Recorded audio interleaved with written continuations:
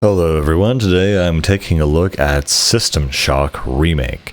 So before I played this game, since I do try to give everything a fair shake, I did actually download the original System Shock and also System Shock like Touch Up or something, or Classic Edition. So I actually went back and tried to play the original, and it was very rough. You know, if you're asking me to use page up and page down to aim, I was kind of like, I'm not gonna really go with this. I'm gonna probably go with the remake.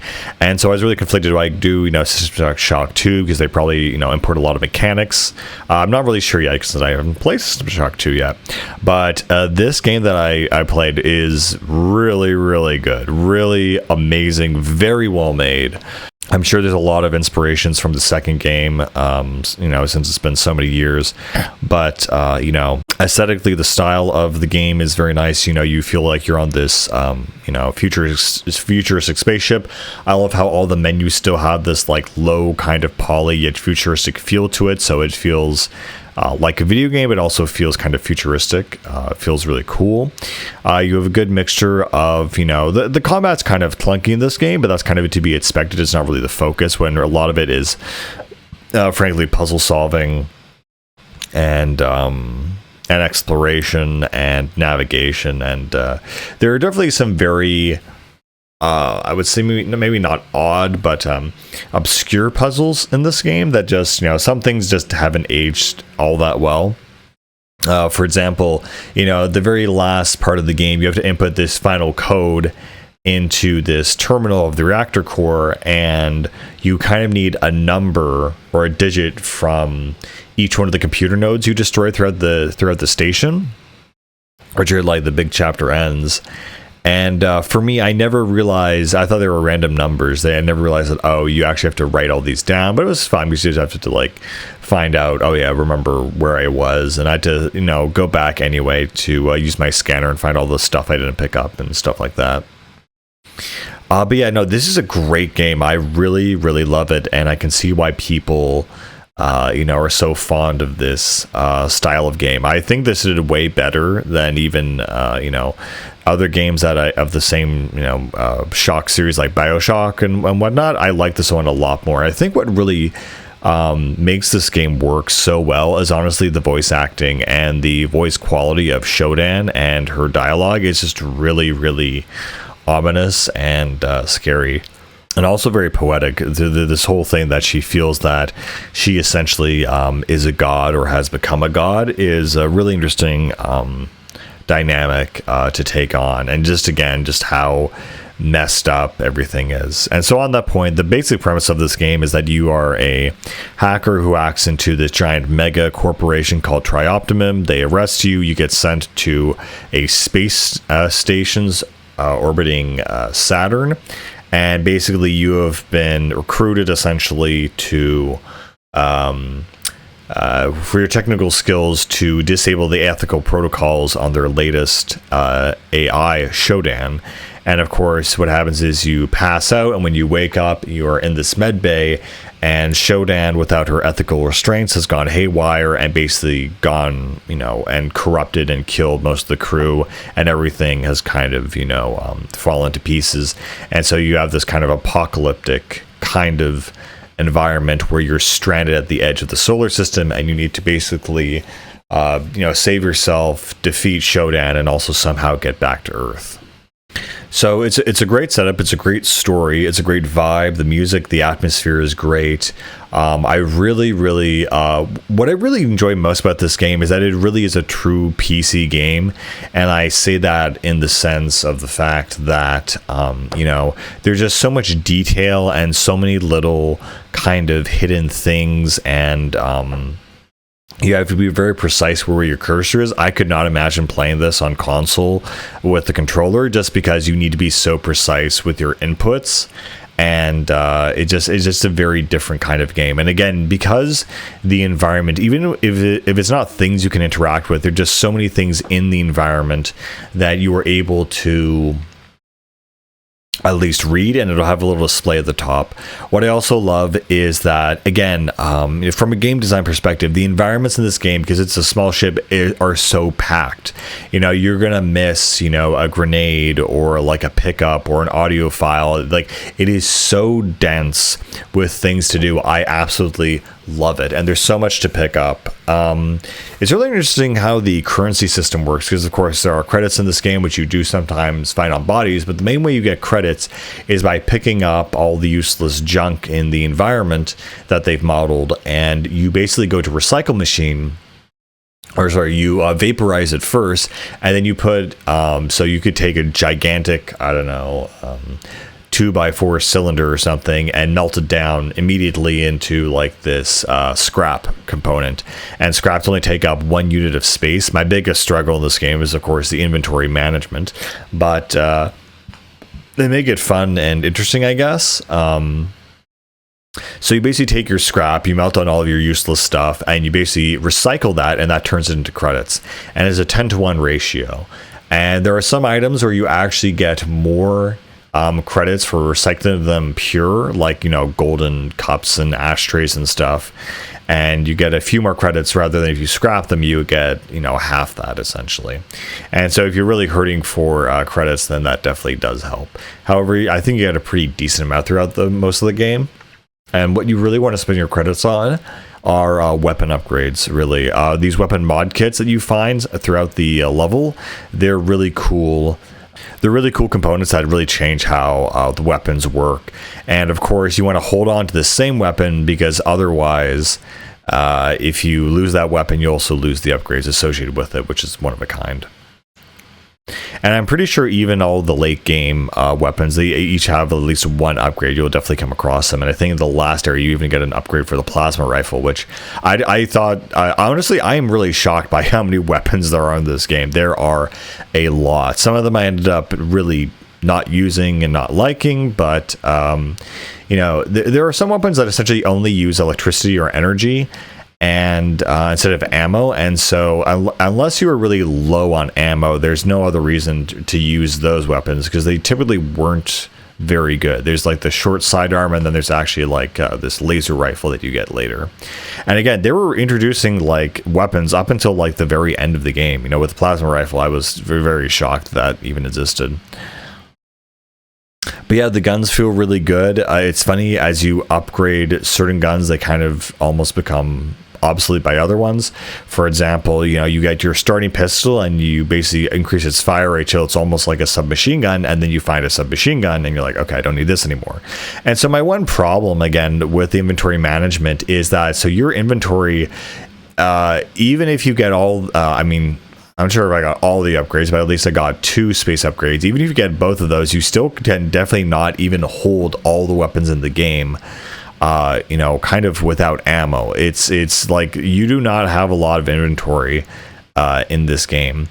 And that was the big issue for me. So what I ended up doing is I just left all of my weapons in maintenance in the kind of hub area, so I could always come back for them later. And so you get things like, some machine guns, shotguns, assault rifles, the full deal, I guess. And they're all, very, very versatile, very fun. The one thing they have going for this game is they have alt ammo types.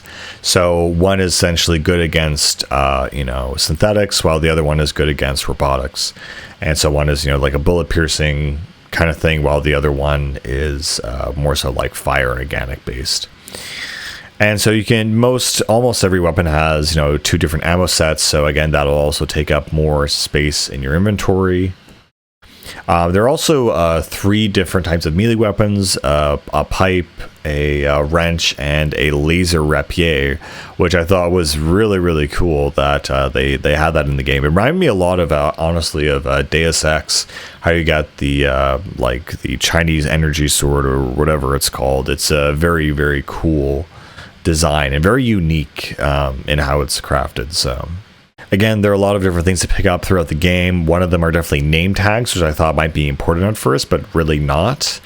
They are essentially just name tags with people on them. I thought I'd have to like scan an ID thing, but no, any useful or key item you cannot vaporize or destroy. You can only leave it behind, and so that's kind of good to know. Also, what's really great about the gameplay is this has leaning shooting, so you can always lean in and out of cover, and that's very useful, especially in the later game. You're going to confront these enemies who have these giant laser cannons on their back, and it's very useful. And so besides your health, you also have your electricity meter, and so you can only recharge this at electricity stations, and those are charged things like special suit upgrades. There's a very lot of cool little upgrades you get in this game that you can activate and deactivate, everything from flashlights to night vision to sonar sensors that detect enemy and items to radiation shields, and of course the speed and jetpack boots. I really enjoy that about this game, where you have a good scalability, or where essentially by when you start the game, you're kind of sneaking around, kind of moving very slowly, crouching a lot, shooting enemies with your pistol, and by the end of the game you are literally sprinting and flying around the map, shooting like laser cannons at these guys. It feels really, really great to see the game kind of have that difference of scale. You also get a bunch of chem upgrades, from health to sprint, melee damage, vision, so you can see enemies through walls, slow-mo, and stuff like that. The other component of the game that I also really, really, really enjoyed was the cyberspace levels. I know I've seen hacking mini games done before, but when you go into cyberspace, it's this whole thing where if you die in cyberspace, you take damage, or depending on your difficulty, you die in real life. But mostly, for the most part, you kind of go into this weird cybernetic world with a really great soundtrack, and everything's very digital and all very abstract. And what's really cool is that all of the counter AIs, or all of the AI bots or antibodies that come after you, look like antibodies, and they look like germs, which is a really cool aesthetic, I think, to take into the digital world. That's really, really neat. And in that cyberspace world, you can pick up things like, boost power, decoys. You have this ice drill attack, which is only useful on one enemies, but for the most part, you're just blasting away in kind of this cybernetic world. And what's really cool that I really like, and what I thought would happen, is that by the end of the game, you fight the final boss, Shodan, in that cyberspace section, and it's a completely different kind of gameplay setup. Like, they give you it's like half cyberspace, half reality, and they kind of mix up the gameplay entirely, and it's a really great finisher for that last segment. It feels really, really cool and really climactic, and the fact you're fighting Shodan in her idealized landscape is super, super cool. Throughout the game, you're also a recurring boss, Diego, who is Shodan's basically main guy, who she has recruited to essentially, be her savior and bring her into the world. And of course, throughout the game, you're going to have different parts of the ship you need to go to in order to deal with the different things Shodan is doing. One being a mining laser, she's aiming at Earth. Another one being the radiation shields, this mutation zone she's created in one of these sort of like Eden-like environments, or biosphere. Her trying to upload herself onto the relay comms on Earth's comnet. And so you have to thwart her at each different level of the facility. And so the game is divided into separate levels, literally, of the space station, from the reactor to storage, maintenance, and so on. And of course, in classic kind of, I don't know what to call this kind of game, like dystopian fiction, you find, voice logs of people dying and saying, oh, she's taken over the thing, and all that kind of stuff. So very similar to something like, Dead Space or something. Again, the combat here is not like Dead Space, where it's not really the focus. It's really about the atmosphere, and also the aesthetics and the puzzle solving, really. And also just, again, inventory management. That just really just killed me a lot. Yeah, I tried to vaporize almost every item on the station, and I got pretty far until, I think, the level 8, where I just couldn't do it anymore. I just wanted to beat it. Speaking on the ending, it's kind of a weird kind of end phase, where there's this whole thing where you have to activate the reactor and get to the life pod, and I'm was kind of pretty much subverted on this, because I expected, okay, it's going to be, activate the reactor core. Even though I hadn't gotten through the whole space station, I was like, oh, I guess we're not going to the last 2 levels. And so I activate the reactor core, and I expect some countdown timer and get to life pods, and you do that, and then the life pod is stopped by Shodan, and you actually have to go to the last 2 levels. So that was kind of like something that really threw me for a loop, because I got all my gear ready for that final that final fight and that final aspect of the game, but it turns out it actually put it on my head and actually extended it for the last 2 levels. So you did end up doing the last bit. And I have to admit that the last section in this game, which is the bridge, is just aesthetically really cool. It almost has a cathedral kind of vibe to it, which goes in line with Shodan's, kind of god complex, literally. I really like the end level in this game. It's really, really cool. It has a really nifty aesthetic. You have these giant chambers of coolant that are all hyper neon red and blue. It's really, really cool. I really like it. What's also really cool, I guess, in this game is also the death screen. The fact that when you die, you are turned into a cyborg for Shodan, and you lose your mind, essentially. And so, yeah, there's a lot of really cool lore and stuff in here. How Shodan is basically calling all of her servants her children, and she's forced all, the staff to either die or convert into cyborgs. She has this little biome where she's irradiated all the life in the beta pod, essentially, and she's transformed all the animals into these mutants and whatnot, along with the research that they were already doing on the station. And that was definitely probably the hardest part of the game. I died quite a lot in there because I had used up a lot of my health items. So by the time I got to this section of the game, basically the entire level is filled with radiation, and you need your radiation suit on at all times, along with a bunch of other stuff, and fight enemies and scavenge for stuff and find the key to open the door to basically set it for jettison. That was a huge ordeal, especially because, again, like I said, I used up a lot of my health items, so I had to go scavenging again, because it was almost impossible for me. Again, I just love how, you have to pay attention to the details, every little thing you can pick up. You might miss a random super weapon. I remember I was in the last section of the game, and the plasma rifle was locked behind this like red screen and experimental. And I was like, I don't know how to get this. I don't know. I guess I have to get something to get back to deactivate it.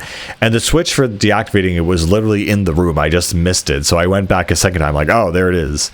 But yeah, the amount of details are just amazing. On that, the puzzle system in this game, you have these switchboards sometimes where you'll have to basically reroute power, and what's really cool is that it doesn't pull you out of the experience like in something like BioShock, where you would go into this pipe mini game, which is admittedly fun, but in this game, the entirety of that mini game is literally on the switchboard, and you interact with it as you would any other item in the rest of the facility. I just found that to be super immersive and interesting and creative. The fact that you have this this ability essentially to just interact with the world at such a degree and level that was insane. It's not like, oh, okay, I'm gonna just blow up this casket, but I can zoom in and rewire it and basically interact with it. So the interactability in this game, again, really astounds me. The fact that everything you can touch, you can feel, it'll at least give you a description of even the walls or something. It was just super impressive. Again, I love the gun variety in this game. The fact that you can upgrade your guns and they feel completely different.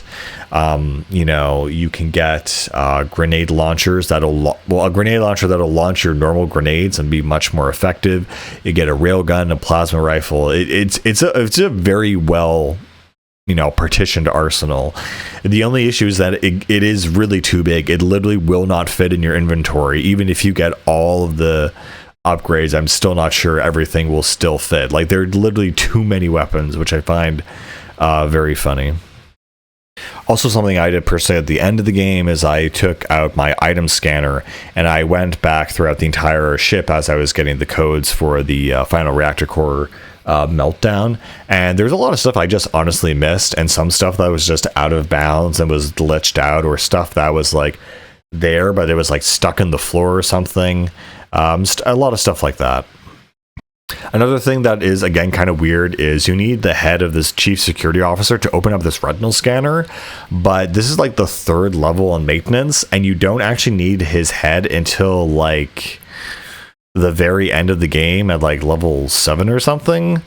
And so just very odd that they make you hold on to this key item, which I eventually just ended up leaving maintenance anyway, which is I was supposed to do anyway, and then be able to essentially, complete the mission. But yeah, there's definitely some questionable things. I did have to use a guide definitely a couple times, simply because there was like one tiny switch I was missing or not seeing, or there was someplace I had to go. No, there is no real journal. There you do get a collection of comm files that allow you to understand what the last person said, and that usually puts you on the right path. But honestly, the best thing about this game is just exploring, looking around the different parts of the ship, and just wondering what's around the next corner. This is a game that very much rewards you for exploration. It is just very fun, and then there's just so much stuff in the environment, and I love it, and the setting, and this is really a classic, well-made PC game. I tried to play the very original, and it was like line art, almost like line vectors, and I just couldn't really get into it. It was just too much. But I am really looking forward to playing System Shock 2 because of this game. This has really hyped up my expectations, and I expect 2 to be like this, if not better, since this has probably borrowed a lot of things from 2. Yeah, sometimes it's very convoluted. Again, I just need to talk about this, the layout of the game. There's this one section where you go to the executive level, and there's 4 groves that you have to jettison. And so once I finished as much as I could, I realized, oh, wait a second, I can't jettison anything. I've done all the groves, but I can't actually do what I intended to. And what you're supposed to do is there are these flashing numbers of 4 different 3-digit numbers at the entrance of this area. And I had no idea that I was supposed to input those into this keypad and this random door at the other end of the facility. That I had no idea that I was supposed to do that. And I was like, oh, okay, I guess this is what I'm supposed to do. And it's like a little like hidden like thing, or like a little ammo crate. No, that's apparently the proper path you're supposed to go to so you can fight the first boss in the game. And I was just absolutely shocked that was the case. I was like, oh, this is gonna be like a 5-minute thing. No, this is like an hour-long like journey. I was like, oh. And once you do that, then you can finally get the key card or the key code to jettison the groves. But coming after that, I thought it was like, oh, these numbers are flashing on the screen, this is like an extra like side quest thing. Like, no, not at all. It was main quest, which again I found very like shocking. Oh, okay. Again, another thing that just kind of messed me up is there's this one button that's unmarked in the mining area where basically it'll activate the mining laser and destroy Earth, but it's not labeled at all. Again, it's like a small complaint, but at the same time, there are parts of the ship that are very easy to navigate and figure out where you are. But I did have somewhat that feeling of I was totally lost. I have no idea what I was supposed to do, no idea what I was supposed to be looking at, that kind of thing. But overall, again, like really, really good game. Again, Shodan's voice acting and dialogue is legitimately creepy, and because you feel like you've created this monster by removing her ethical constraints, you need to basically, it's your responsibility to take her out. And so she has this whole thing again where she just talks I've never heard something where she sounds broken, and she sounds malicious and evil and omnipotent. And it's this feeling of being trapped inside with someone who has power over you, who is also not mentally aware. It's this really weird combination of fear and confusion and poetry, and this thing that is trying to be human and trying to control you and turn you into nothing. Really, really, really cool. I really enjoy it. And again, the final fight with Shodan was not really what I was expecting. I was expecting something like that, but it really went in a really cool direction. I really appreciate it. It was perfect. Again, I also love the designs of the cyborgs, the enemies in this game. The aesthetic of the whole station is very distinct and interesting. I love it. It's just very well designed and very well thought out. And some of the later kind of cyborgs that are like half mutant, half machine. Some of them, I remember some of the female ones, they say, oh, I can hear my spine tingling or something. Just really weird, unnerving dialogue that's just very, very iconic to this game, to this series. I love Shodan, and I love the writing in this game. It's very good. I guess on that point, though, I don't really like some of the audio logs you pick up, because the people are just saying, oh, I'm under attack, or oh, if you might let my wife get this, or whatever, and just kind of like very generic, boring stuff. But whenever Shodan speaks, you perk up and listen, because she's always going to say something totally interesting and crazy. Anyway, I don't think there's anything else much to say about this game. That it is just really, really good. I was really worried about this game because it was stuck in development hell for a couple of years, because it's like a Kickstarter thing, and people were like, oh, I heard for a while people saying it's not happening. But I remember I played the demo. I loved the demo. I fell in love with the fact that how detailed and how dense the combat and the gameplay is. And I was really super excited to play it. And when I heard it might not be coming out, I was very crestfallen. But it's finally out. I've played it, and it's really, really good. So I am super happy that that's the case. Really glad I played the demo and got invested into it. And it finally did come out, and the studio really did prove themselves. Again, also, I just have to shout out to like the ending song of this game. I can't remember, like, it's such a 90s thing, I feel, to end a game with like a song with absolute gibberish in it and some kind of weird phrases and whatever, and I just love that style of music and the whole vibe and theme of the game. It's really, really, really fun, really, really cool. I'm definitely gonna play System Shock 2 after this one, and that's pretty much it, guys. Definitely pick this up. Bye.